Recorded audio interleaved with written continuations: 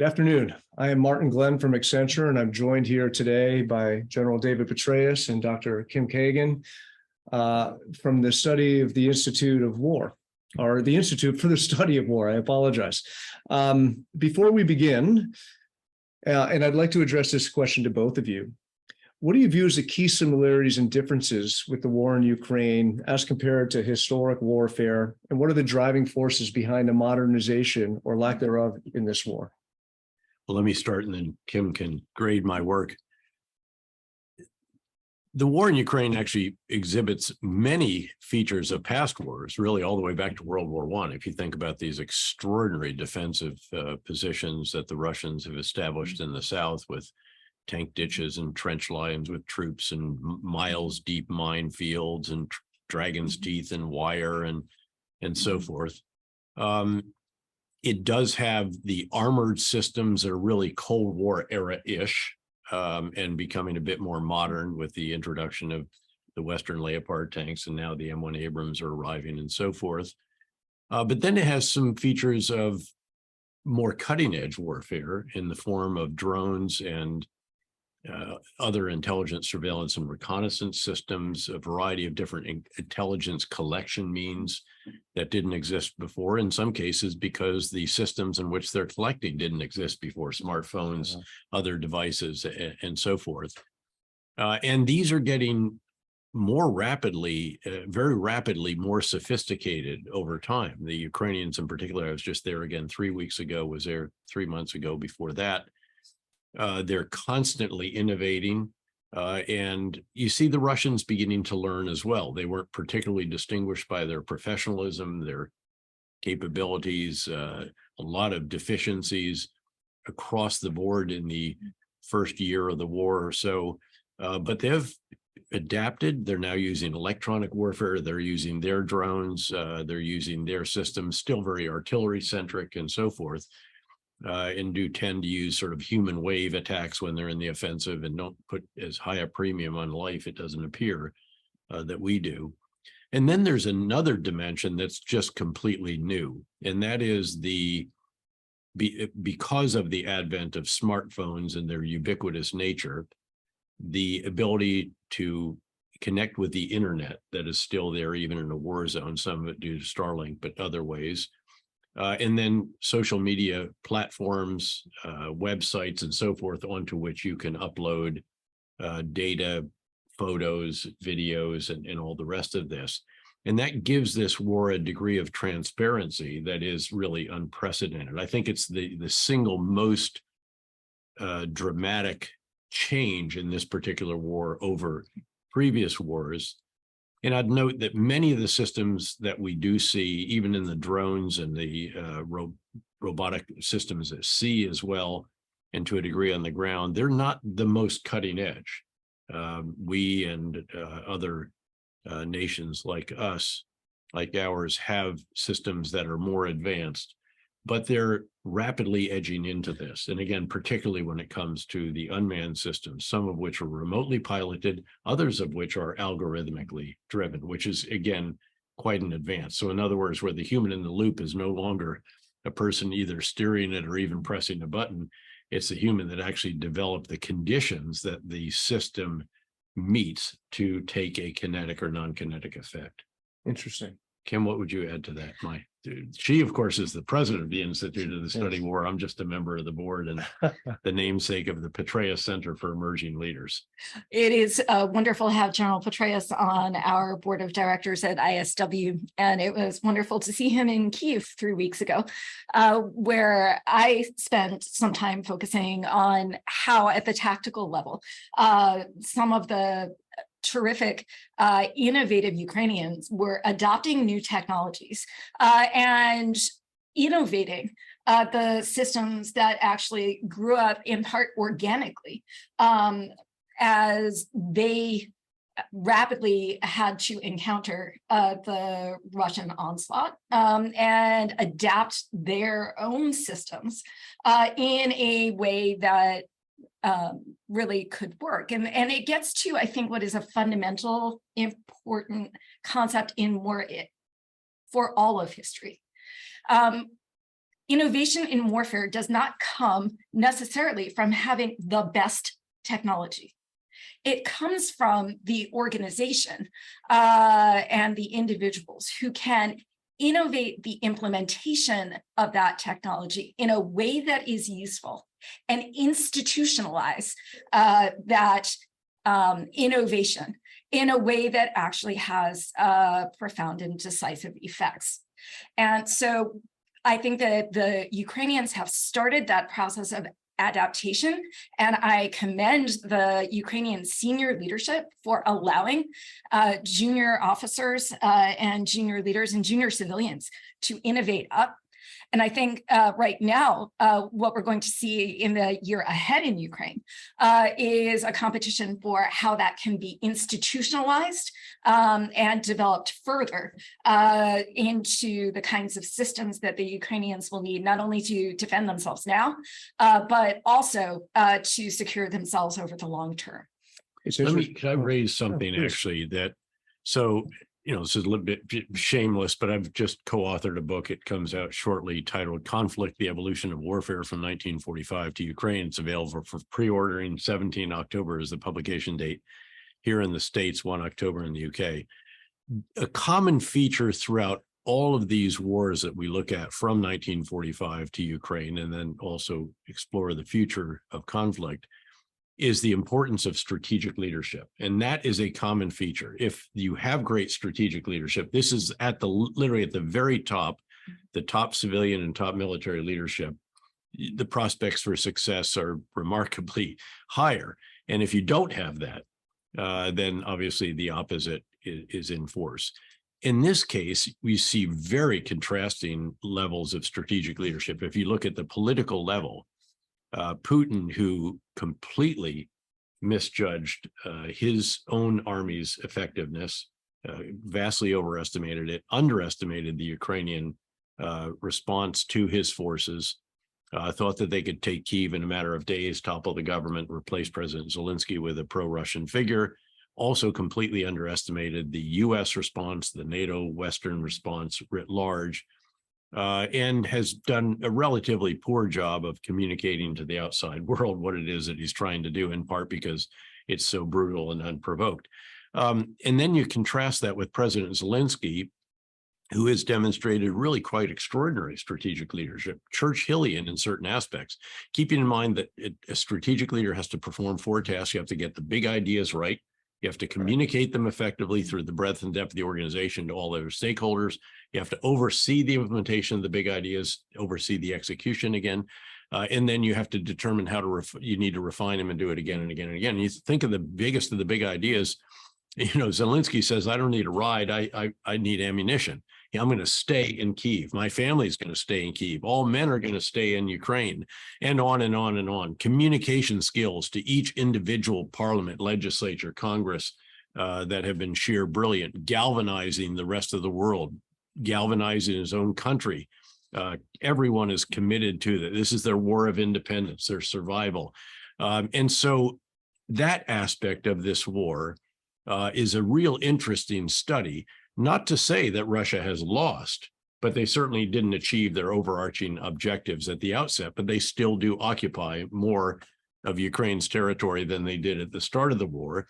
And to be objective, they have put in a very, very substantial, very formidable defense in the southern part of the country that has caused Ukraine to have to adapt to that. When Kim talks about adaptation, no plan survives contact with the enemy. Their offensive plan did not survive. They've had to adapt it, and they have done it very impressively, albeit with tactics that only achieve about 100 to 150 meters a day on average. And it's very tough and hard fighting. So I just want to, you know, as someone who doesn't study war, and for our listeners, is this a new way to evaluate the success or the strengths or weaknesses of nation states or nations in their effectiveness in war, right? So by the numbers, right? Russia, more tanks, more personnel, more technology. 3.5 times the population, Yeah, many more times the economy. Yet And Zelensky yet has mobilized his entire nation. he has, and his forces have done spectacularly well. Correct. And frankly, the Russian forces have done surprisingly poorly. Again, we knew that there were certain deficiencies in the Russian force, no non-commissioned officer corps, but we didn't sense, I mean, they squandered months of training on Ukraine's borders. I'd like to think if I'd been in command of these forces, that we would have been trained to a razor's edge and would have performed at the very least the very basic tasks in which they showed themselves to be so deficient, in particular during the attempt to take Kyiv, which of course they lost the Battle of Kyiv. They lost the Battle of Kyiv, Sumy, Chernihiv, Kharkiv, Kherson, but they have put in a very formidable defense. So again, it does, quantity does have a quality of its own, but quality has an often awfully important quality as well. And you've seen that in the sheer motivation, drive, determination, adaptation, innovativeness, entrepreneurship, even on the Ukrainian side. And as Kim noted rightly, it's not just the military, it's all of the civilian endeavors that are supporting this. And it's the West, isn't it? It's also the West and NATO. Let's spend a minute exploring that, because I also find that interesting. When you think about how we began supporting in the beginning to where we are today, to me, it kind of began with bullets, went to tanks. Now we're talking aircraft and more, right? How is this perceived by Russia? What risks come with this investment? And where do you see this investment continuing to support this war? Kim? The West's support for Ukraine is incredibly important at the strategic, operational, and tactical level. And we really must understand that the weapons systems that we provide are a part of the support that we provide to Ukraine as it defends itself from unwarranted, gross, and brutal aggression from Putin. In many respects, what the Ukrainians are doing right now is fighting a fight against Russia's military that safeguards NATO and safeguards all of Europe. And so it is in the interest of the United States, of its NATO partners, and of its European partners to help Ukraine in its defense, and help Ukraine in undermining the quality, capability, and regenerative capacity of the Russian military and its conventional military in particular. The weapons that the United States and our European allies have provided have made a huge difference on the battlefield, but they often come very late. So we at the Institute for the Study of War created a chart for when the requirement for a system actually appeared on the battlefield in Ukraine, and when the Ukrainians asked for that system and when they got that system. And you can find it at understandingwar.org. When we actually take a look at that, there is something to be said that the United States and its European partners provide critical systems, but often provide them 6 months to a year after their need is observed. And I think it is important to the United States and to Europe for Ukraine to win this war. By win, I mean actually to remove the capability of Putin to fight, and if possible, to break his will. But a shorter war that is more decisive, I think will actually reduce overarching risks for the United States and for European powers. It's in our interest and in our favor, and the weapons that we provide and the support that we provide really can affect how quickly the Ukrainians can achieve their objectives. Senator McConnell, I think, has put it perhaps best, where he has explained that with 3% of our defense budget, together with what other NATO nations and Western countries have provided. And by the way, we now believe that the Europeans have not only provided more in terms of financial, economic, and humanitarian support in aggregate, but also more in terms of military support. We're actually working those numbers. In fact, her husband, Dr. Fred Kagan is working that with a team. But with 3% of our defense budget, together with the other support, has enabled Ukraine to essentially reduce Russia's entire tank fleet by a half, if not more. This is documented, actually. Again, there are websites for everything these days. And if you go to oryx.com, you'll find documented with, the actual location and so forth, validated with metadata and so on, with a photo or a video or what have you. So that's extraordinary. And as Kim noted, it's reduced Russia's war-making capability very, very substantially. It's reduced the threat, therefore, to NATO enormously. And it's very much in our interest to continue to support Ukraine in this effort. And I hope that the support on Capitol Hill will continue to be very strong. In fact, even yesterday, we saw that even the party in the House that has some individuals that don't believe Ukraine should be continued to support, the majority of their members, as well as the other party, clearly support this. So beyond that, I think it's worth noting, your question alluded to the fact that, we started with really shoulder-launched anti-tank guided missiles and anti-aircraft systems. Then when we saw the Ukrainians really are going to fight, and they have a shot at this, and it's all not going to fall into the hands of the enemy, provided more and more and more. And now we're talking about $44 billion total of U.S. assistance alone. It's a staggering amount. And I think that the administration, I'm completely non-political, and I was very critical of the decision to withdraw from Afghanistan in the way it was conducted. But in this case, I think they have done a very impressive job, not just of doing what we're doing, but of keeping the alliance together while we've done that. That's one of the restrictions on how fast you can go with some of these systems. Then there was a concern about escalation, the possible use of tactical nuclear weapons, et cetera. I think that is largely behind us. I think we should recognize that, and that we should reduce the time that Kim has highlighted from when a requirement is established on the battlefield, whether it's tanks or longer range systems for the multiple launch rocket system, or Western fighter aircraft, or now the even longer range Army tactical missile system and so forth, reduce the time from that requirement being established to the decision being made, and then the actual system being in the hands of the Ukrainian forces. I think some of these have been delayed over much, in that has cost the capability, particularly during this ongoing counteroffensive, when it sure would have been nice if they'd had more air power, if they'd had certainly any Western fighters at all, and had our M1 tanks and a variety of the other systems that are still flowing into them. Recognizing there's got to be a quicker pace from need identification to, ultimately deployment of those systems. And as we quicken that pace, are there inherent risks with the level of support that we're providing, either through NATO or through the West in this war?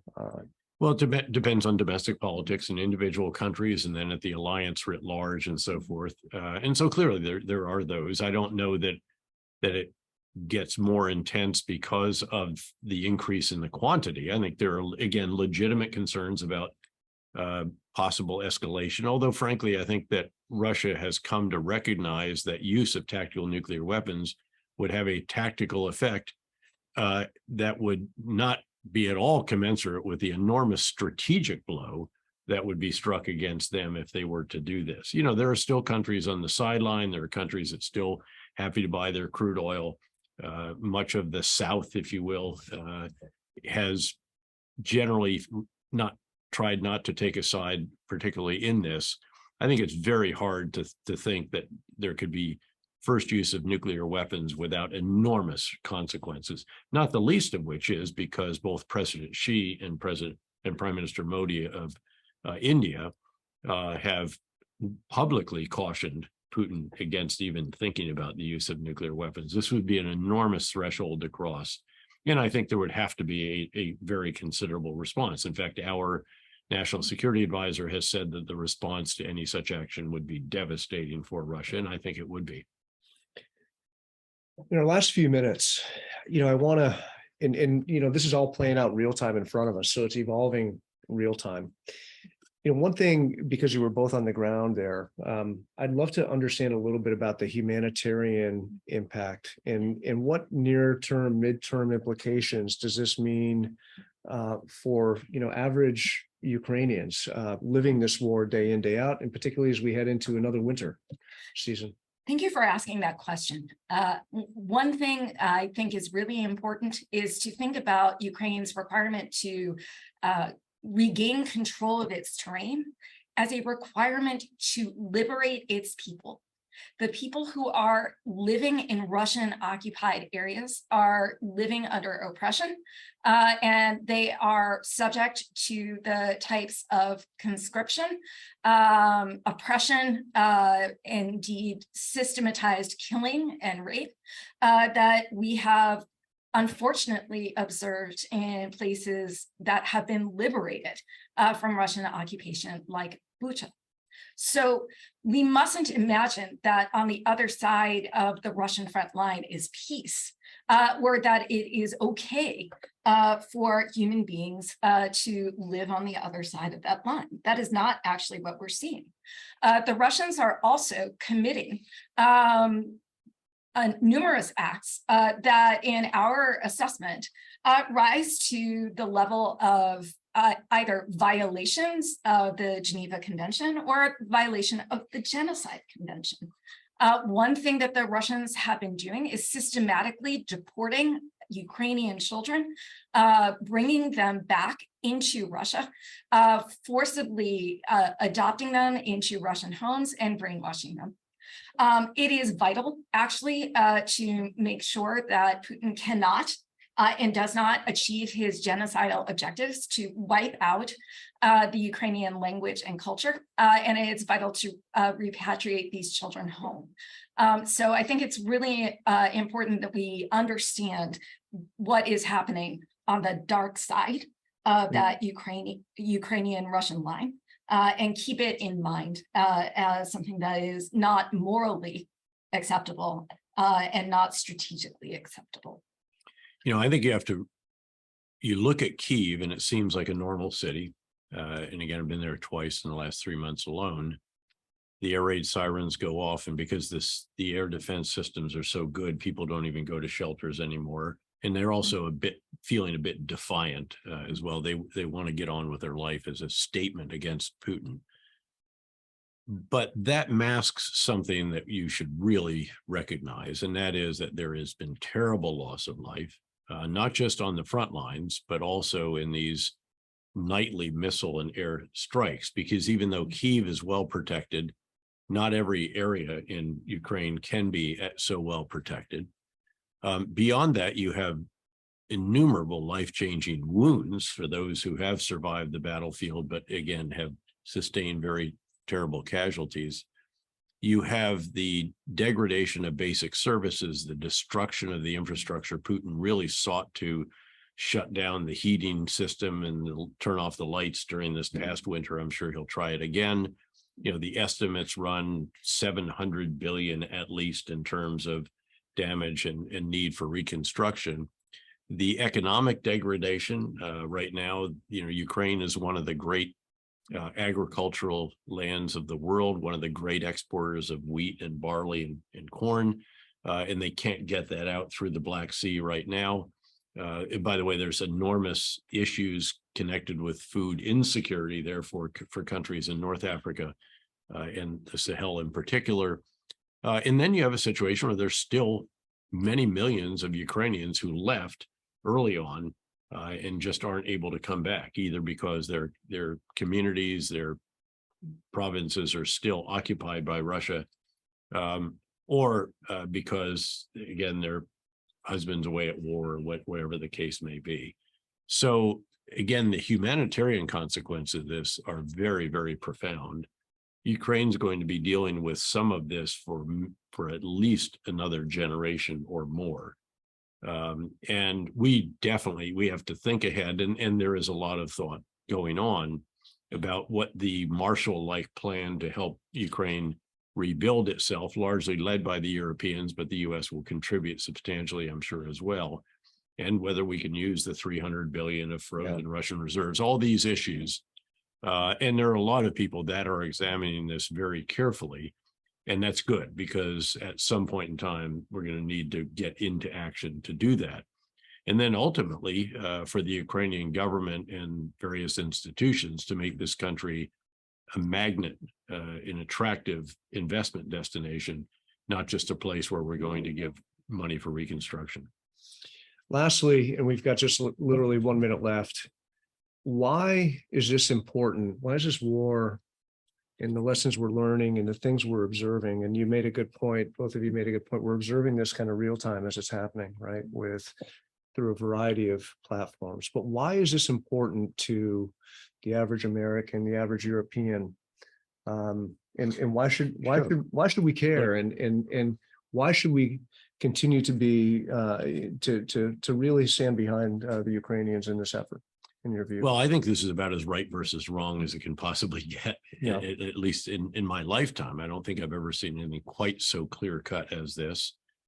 We have a fellow democracy, however imperfect, free market economy, et cetera, again, however imperfect, that has been invaded without provocation by a neighbor in a very brutal manner, a way complete with war crimes and genocide, by an individual at the top of that neighbor who believes that they don't have a right to exist. And he will not stop there. We are NATO members. There's a collective self-defense agreement. And again, this is on NATO's doorstep. Arguably, NATO's security now really starts at the Ukraine-Russia border.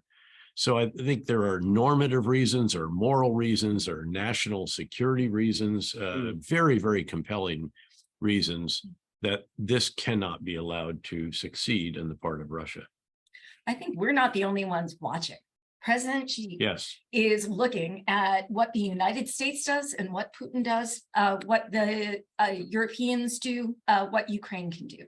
And so as we consider our threat landscape and the potential risks of a rising China, we need to recognize that it is important and indeed essential for the United States to establish that one country cannot invade a neighboring country and absorb it, take it over, remove it as a polity, a political entity. It is not permissible in this day and age for any state to do that.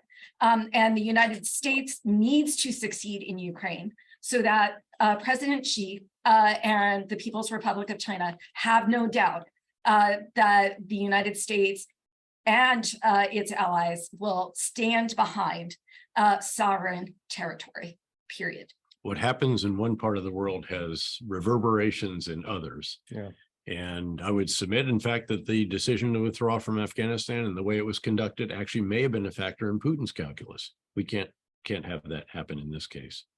Well, I want to thank both of you for your time today. I want to thank the Institute for the Study of War for this moment to share your experiences, direct and indirect, on the war in Ukraine. Thank you, General Petraeus. Thanks, Marty. Thank you, Dr. Kagan. Thank you. Appreciate your time today. And thank you, listeners. And hopefully this was insightful for you as well.